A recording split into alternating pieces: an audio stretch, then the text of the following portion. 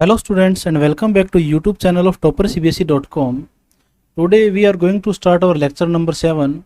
In this lecture we will cover numericals on electric field. इससे पहले जो आपने लेक्चर पढ़ा था उसमें आपने इलेक्ट्रिक फील्ड का कॉन्सेप्ट स्टार्ट किया था। तो ये अपना माइंड मैप है इलेक्ट्रिक फील्ड के लिए, जिसमें हम सारे टॉपिक करने वाले हैं जो यहाँ गिवन है। इसके अलावा कुछ एक्स्ट्रा टॉपिक भी होंगे जो यहाँ मेंशन नहीं किए गए हैं, जो ज़्यादातर आपके कंपटीशन वगैरह के लिए हेल्पफुल होते हैं। तो इलेक्ट्रिक फील्ड में आपने लास्ट लेक्चर में पढ़ा था सिंगल चार्ज की वजह से किस तरह से इलेक्ट्रिक फील्ड फाइंड आउट किया जाता है और किस तरह से फाइंड आउट किया जाता है सिस्टम ऑफ चार्जेस की वजह से नेट इलेक्ट्रिक फील्ड को। आज हम स्टार्ट करेंगे इन्हीं टॉपिक्स के न्यूमेरिकल्स। तो न्यूमेरिकल नंबर 1 क्या कहता है? 2 point charges 4 microcoulomb and 1 microcoulomb are separated by a small distance of 2 meter in air. Find the point on the line joining the charges at which net electric field is 0. देखो आपको क्या दे रखा है, आपको दो चार्ज दे रखे हैं। मान लेता हूं मैं एक ए पॉइंट पे रखा हुआ है, दूसरा रखा हुआ है बी पॉइंट पे, ठीक है। और ए वाला जो चार्ज है उसको मैंने यहाँ Q1 माना हुआ है, तो Q1 की जो वैल्यू है वो कितनी है 4 माइक्रोकूलम। और आपको पता है 4 माइक्रो को क्या बोलते हैं 10⁻⁶, तो ये बन जाता है 4 × 10⁻⁶ कूलम। सेकंड बी वाला कितना है 1 × 10⁻⁶, यानी कि सिंपली 10⁻⁶ कूलम। तो ये दोनों चार्जेस की वैल्यू आपको गिवन जो है। अब आपने क्या करना है, ऐसा पॉइंट फाइंड आउट करना है जहाँ पर नेट इलेक्ट्रिक फील्ड 0 हो। तो मैं मान लेता हूँ ये पॉइंट P है जहाँ पर नेट इलेक्ट्रिक फील्ड की वैल्यू क्या बनती है 0 बनती है। तो इस P पॉइंट की जो डिस्टेंस है वो मैंने मान ली x डिस्टेंस है A से, और आपको पता है दोनों पॉइंट के बीच में जो डिस्टेंस टोटल डिस्टेंस है वो 2 गिवन है, यानी कि A से लेकर B की जो डिस्टेंस है ये 2 है, 2 मीटर। तो ये कितनी बन जाएगी, ये बन जाएगी 2 - x मीटर। तो आपने क्या देखना है, P पॉइंट पे इलेक्ट्रिक फील्ड की वैल्यू देखनी है जो 0 होनी चाहिए। तो देखते हैं 1 बाय 1 अलग अलग चार्ज की वजह से किस तरह से इलेक्ट्रिक फील्ड फाइंड आउट किया जाता है। देखो A और B दोनों पॉजिटिव चार्ज हैं, तो ये क्या करेंगे radially outward electric field apply करेगा। तो A वाला इलेक्ट्रिक फील्ड इस तरफ अप्लाई करेगा, इसको हमने क्या मान लिया, इसको मान लेते हैं EA। अब आप देखिए B वाला भी पॉजिटिव है, ये भी radially outward electric field apply करेगा। तो इस वाले को हमने क्या मान लिया, इसको मान लिया हमने EB। अब आपको पता है कि ये दोनों वेक्टर इक्वल एंड अपोजिट होंगे तभी यहाँ पर इलेक्ट्रिक फील्ड की वैल्यू नेट 0 बनेगी। तो इसका मीनिंग क्या हुआ कि आपका जो P पॉइंट है वहाँ पर नेट इलेक्ट्रिक फील्ड 0 हो, इसके लिए EA और EB दोनों की वैल्यू एक दूसरे के इक्वल होनी चाहिए मैग्नीट्यूड की वैल्यू। तो EA की वैल्यू चेक करते हैं। EA का मतलब A वाले चार्ज की वजह से P पॉइंट पे इलेक्ट्रिक फील्ड कितना बनता है, तो सिंपली K A पे चार्ज कितना है Q1, A पे चार्ज कितना है Q1, और Q1 की वैल्यू कितनी है, चलो एक बार पुट करता हूँ, Q1 by distance square, distance कितनी है ये x square is equal to EB, यानी कि field due to charge at P due to charge at B। तो K Q2 by 2 - x square, इनकी वैल्यू पुट करते हैं। K से तो K कैंसिल आउट होने लग रहा है। Q1 की वैल्यू कितनी है, Q1 की वैल्यू आपकी है 4 × 10⁻⁶ coulomb divide by x square is equal to Q1 की वैल्यू है, Q1 की वैल्यू ये रही 10⁻⁶ कूलम डिवाइड बाय डिस्टेंस का स्क्वायर यानी 2 - x होल स्क्वायर। तो ये देखो 10⁻⁶ से 10⁻⁶ कैंसिल आउट हो रहा है, दोनों की क्रॉस मल्टीप्लाई करते हैं तो ये आता है आपका x square is equal to 4 2 - x whole square. दोनों तरफ स्क्वायर रूट लेंगे, स्क्वायर रूट लेंगे तो यह बन जाएगा x, दूसरे वाला बन जाएगा 2 2 - x। सिंप्लीफाई करते हैं इसको, x इज इक्वल टू आ जाता है 4 - 2x। तो आपने क्या देखा, आपने देखा कि ये -2x इधर लाएंगे तो ये बन जाएगा 3x इज इक्वल टू 4। तो आपका जो रिजल्ट आया वो क्या आया कि x की वैल्यू आती है 4/3 मीटर, यानी कि आपने A पॉइंट से 4/3 मीटर पर P की वैल्यू 0 मिलेगी। आइए अब देखते हैं numerical number 2। 2 point charges plus 16 microcoulomb and -9 microcoulomb are separated by a small distance of 8 meter in air. Find the point on the line joining charges at which net electric field is 0. आपने ऐसा point find out करना है जहाँ पर net electric field की value 0 बनती है। तो एक तो बात देखो नोट करने वाली क्या है, ये दोनों चार्ज आपको यहाँ देखो, एक पॉजिटिव गिवन है और एक नेगेटिव है। ऐसे केस में जो इलेक्ट्रिक फील्ड की वैल्यू 0 मिलती है वो हमेशा छोटे वाले चार्ज के पास मिलती है। बीच में इसलिए नहीं बनती, इस वाले बीच वाली जगह में इसलिए इलेक्ट्रिक फील्ड 0 नहीं होता क्योंकि प्लस और माइनस का इलेक्ट्रिक फील्ड एक ही डायरेक्शन में काम करता है, जो कभी कैंसिल आउट नहीं कर पाते। बड़े वाले के पास इलेक्ट्रिक फील्ड 0 इसलिए नहीं हो सकता है क्योंकि बड़े वाले का इलेक्ट्रिक फील्ड उस जगह पे स्ट्रॉन्ग होगा और छोटे वाले चार्ज का इलेक्ट्रिक फील्ड इतना कम होगा कि उस बड़े वाले इलेक्ट्रिक फील्ड को कैंसिल नहीं कर पाएगा। तो बचा कौन सा पॉइंट, छोटे वाले चार्ज के पास में। क्यों? क्योंकि छोटे वाला चार्ज के पॉइंट नज़दीक है, जिसकी वजह से छोटे वाला भी स्ट्रॉन्ग फील्ड अप्लाई कर सकता है और चार्ज बड़े वाला है वो स्ट्रॉन्ग फील्ड अप्लाई कर सकता है, और दोनों की फील्ड की डायरेक्शन अपोजिट होगी, जिसलिए वो कैंसिल आउट हो सकती है। तो जो आपका पॉइंट पी होगा वो पॉइंट पी आपने हमेशा किस तरफ लेना है, छोटे वाले चार्ज के नज़दीक में लेना है। तो ये देखो आपका ये कितना मान लेते हैं, +16 × 10⁻⁶ कूलम, क्योंकि ये माइक्रो में है। दूसरे वाला क्या है, माइनस, तो -9 × 10⁻⁶ कूलम। दोनों के जो बीच का गैप गिवन है आपको, ये गिवन है 8 मीटर। यहाँ से लेकर यहाँ तक का जो गैप गिवन है ये 8 मीटर है। इसको मैं ए पॉइंट मान लेता हूँ, इसको मैं बी पॉइंट मान लेता हूँ। ये आपका पी ऑलरेडी आपने माना हुआ है। पी की डिस्टेंस मैंने मान ली यहाँ से लेकर यहाँ तक एक्स, बी वाले से। अब देखते हैं डायरेक्शन इलेक्ट्रिक फील्ड की 1 बाय 1। क्यू वाला क्या करेगा, इस पर इलेक्ट्रिक फील्ड अप्लाई करेगा जो बाहर की तरफ होगी, रेडियली आउटवर्ड इस तरफ। इसको हमने क्या मानना है, इसको हमने माना है ई ए। बी पे नेगेटिव है तो नेगेटिव वजह से इलेक्ट्रिक फील्ड रेडियली इनवर्ड बनता है, तो ये इस तरफ बनेगा। इसको हम क्या मान लेते हैं, ई बी। अब ओब्वियसली बात है दोनों कैंसिल तभी करेंगे जब दोनों का मैग्नीट्यूड इक्वल होगा, तो यहाँ हम क्या मान लेते हैं, दोनों का मैग्नीट्यूड इक्वल मान लेते हैं। तो नेट इलेक्ट्रिक फील्ड के लिए ई ए की जो वैल्यू है वो इक्वल मिलेगी ई बी के। अब देखते हैं ई ए की वैल्यू कितनी है, ई ए यानी कि ए वाले चार्ज की वजह से। तो फॉर्मूला क्या होता है इलेक्ट्रिक फील्ड का, 1/4πε0 इंटू में चार्ज कितना आपका, ये वाला चार्ज रहा, कितना है चार्ज, ये 16 × 10⁻⁶ डिवाइडेड बाय द डिस्टेंस। ए और पी के बीच में डिस्टेंस कितनी बनेगी, देखो 8 तो यहाँ तक बन गई, ए से लेकर बी तक, और आगे एक्स भी है, तो ये आ जाएगी आपकी 8 + x² is equal to E B, यानी कि बी और पी के लिए। तो बी पे चार्ज कितना है, माइनस का है, तो इसकी वैल्यू कितनी है, 9 × 10⁻⁶ divide by the distance. Distance कितनी है, x²। तो ये k से k कैंसिल आउट होने लग रहा है, 10⁻⁶ से 10⁻⁶ कैंसिल आउट होने लग रहा है। क्रॉस मल्टीप्लाई करते हैं और देखते हैं क्या होता है। यह आता है क्रॉस मल्टीप्लाई से 16x² is equal to 9 × 8 + x²। ऐसे केस में हम क्या करते हैं, स्क्वायर को हटाने के लिए रूट लेते हैं। तो इसका रूट लेंगे तो क्या हो जाएगा, रूट लेंगे दोनों तरफ, तो 16 का रूट बन जाएगा 4x, और 9 का बन जाएगा 3, और 8 + x का होल स्क्वायर का रूट करेंगे तो स्क्वायर हट जाएगा, ये आ गया आपके पास। अब आपने क्या किया, इसको फर्दर सिंप्लीफाई किया, यह आता है आपका 4x इज इक्वल टू, यह आ गया आपका 8 × 3 = 24 + 3x। तो आपने x वाले पार्ट को एक तरफ किया तो यह आ जाएगा x इज इक्वल टू 24, यानी कि आपका जो पॉइंट P होगा वो 24 मीटर पर होगा फ्रॉम पॉइंट B, जहाँ पर नेगेटिव चार्ज रखा है, छोटे वाला चार्ज है। ठीक है, तो ये था आपका सेकंड न्यूमेरिकल। अब हम देखते हैं third numerical.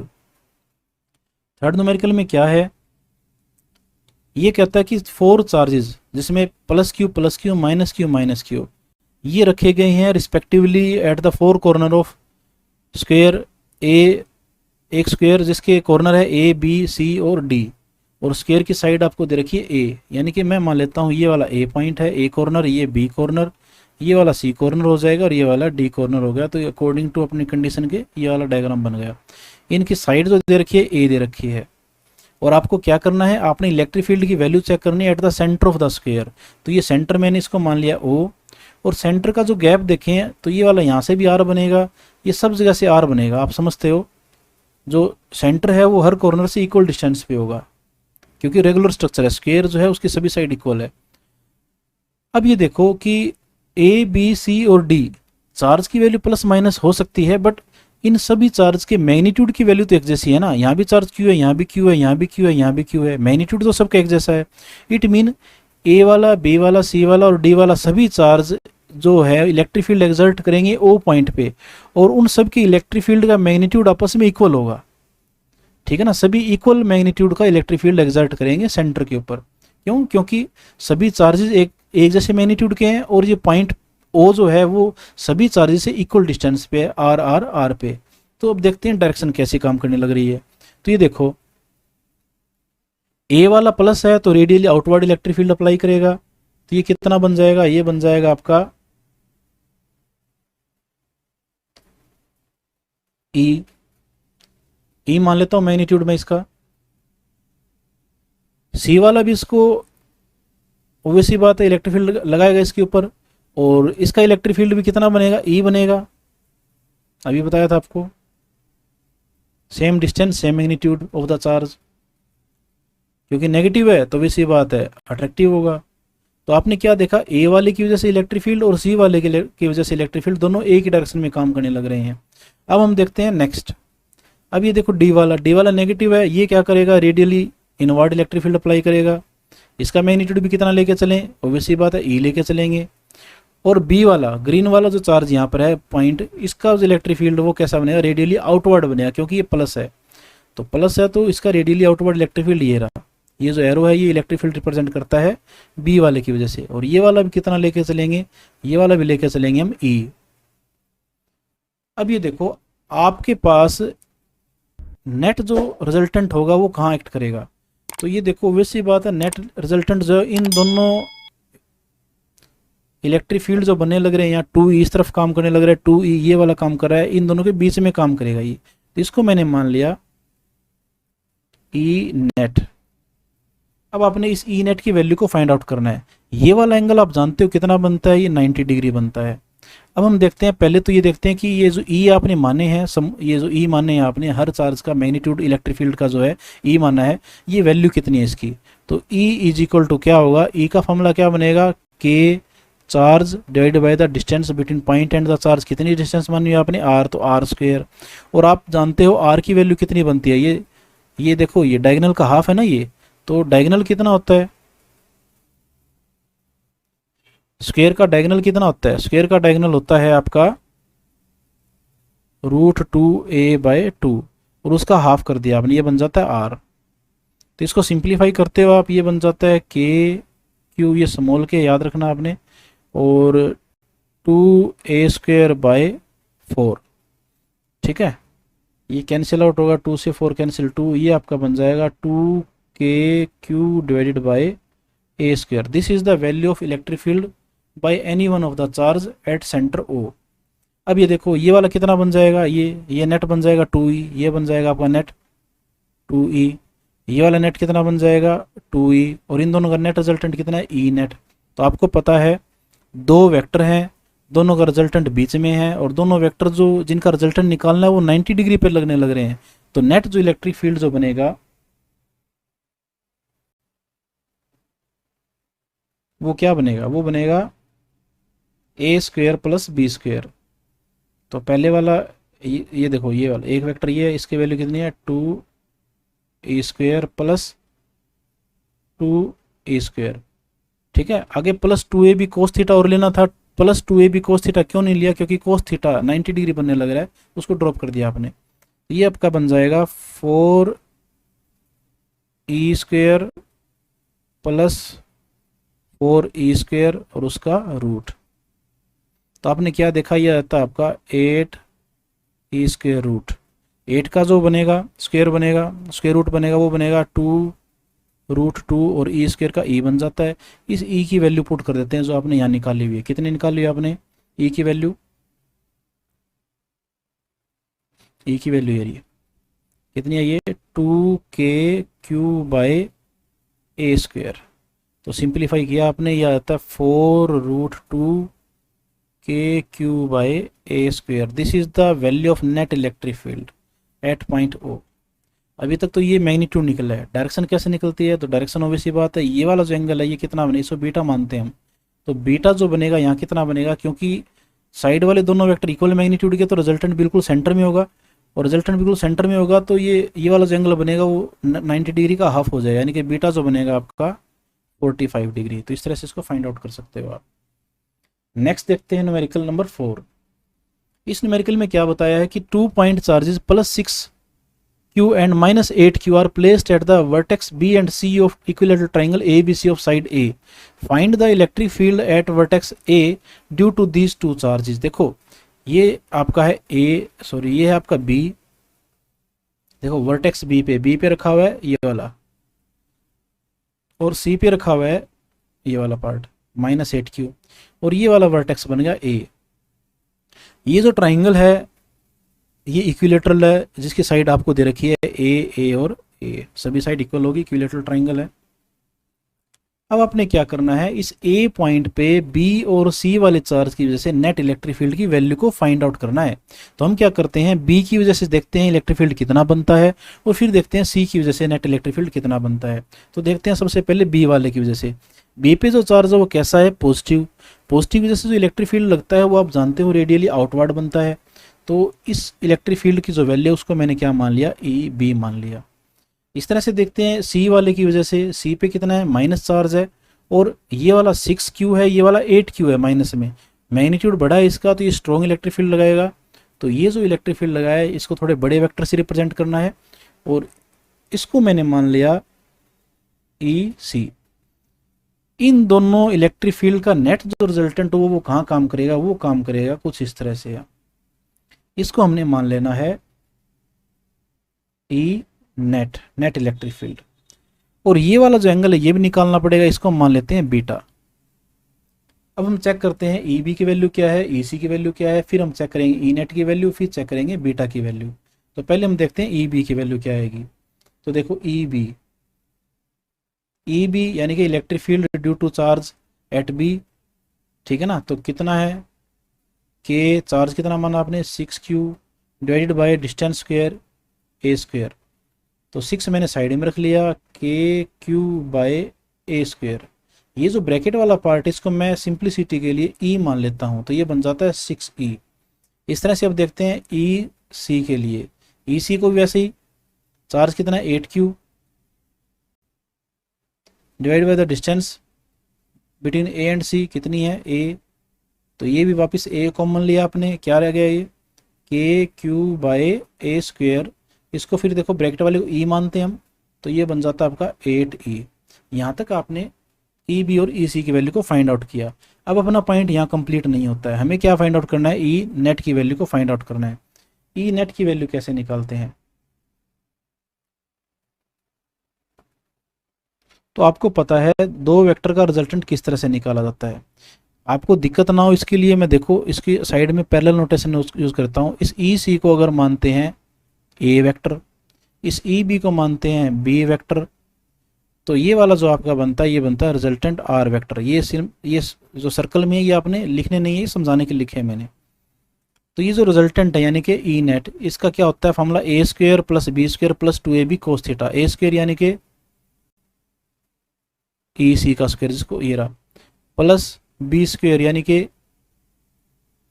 E B square plus 2ab यानी कि ई सी इंटू ई बी कोस, दोनों के बीच में एंगल कितना बनता है, ये वाला एंगल देखो, ये वाला आप जानते हो ट्राइंगल का ये जो एंगल है 60 डिग्री बनता है, तो ये वाला कितना बनेगा 120 डिग्री बनेगा, क्योंकि पूरा एंगल जो है 180 होता है।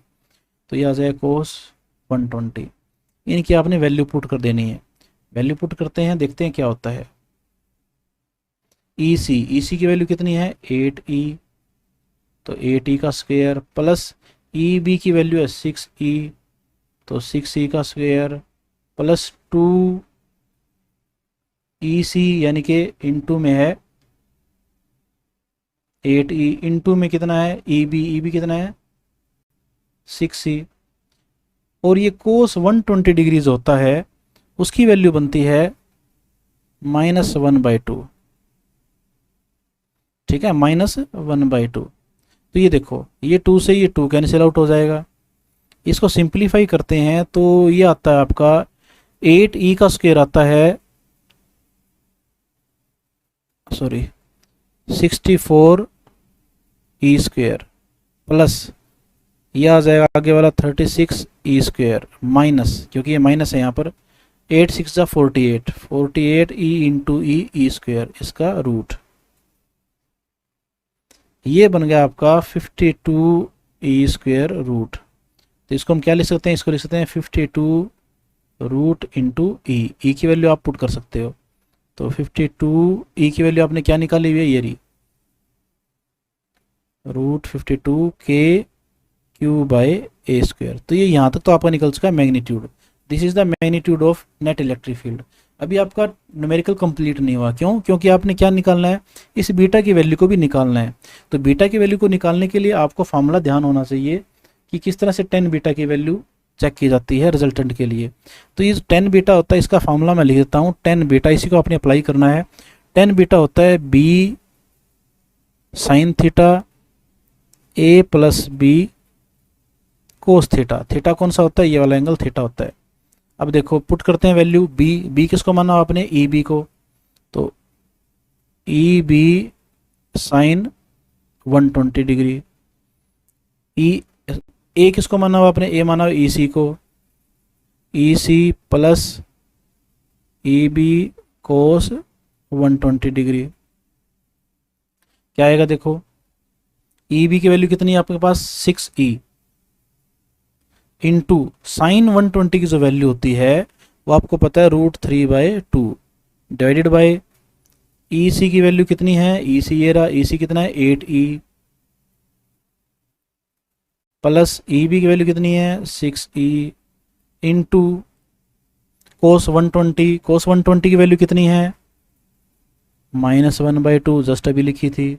इसको सिंप्लीफाई करते हैं। देखो 2 से ये 6 कटेगा, यहाँ 3 आ जाएगा, ये वाला यहाँ कटेगा, यहाँ 3 आ जाएगा। तो ये क्या आ गया आपके पास, ये आ गया आपके पास 3√3e बाय, ये माइनस हो जाएगा, यह आ जाएगा 5e आ जाएगा 8e - 3 यानी कि 5e। ई से ई कैंसिल आउट हो गया, तो अपने पास रिजल्ट आ चुका है इसका √3/5। इस तरह से आपको 10 बीटा की वैल्यू को फाइंड आउट करना है, जिससे हम बीटा की वैल्यू को फाइंड आउट कर सकते हैं। तो ये थे आपके न्यूमेरिकल्स। मैंने 4 न्यूमेरिकल कवर किए हैं।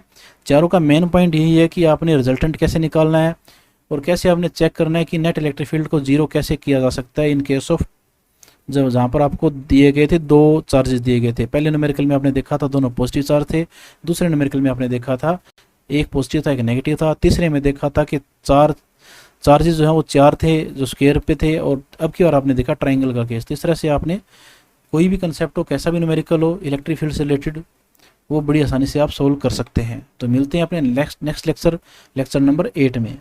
तो लेक्चर नंबर 8 में हम क्या कवर करने वाले हैं, हम कवर करेंगे electric field due to charge distribution. इसमें इलेक्ट्रिक फील्ड भी कवर करेंगे और इलेक्ट्रोस्टैटिक फोर्स भी कवर करेंगे जो इलेक्ट्रिक चार्ज से रिलेटेड है, क्योंकि वहाँ पर हमने इसको कवर नहीं किया था। तो इसमें इलेक्ट्रोस्टैटिक फोर्स भी निकालेंगे और इलेक्ट्रोस्टैटिक फील्ड भी निकालेंगे बाय द चार्ज डिस्ट्रीब्यूशन। तो ये था आपका लेक्चर। मिलते हैं अपने नेक्स्ट लेक्चर में, तब तक के लिए जय हिंद जय भारत।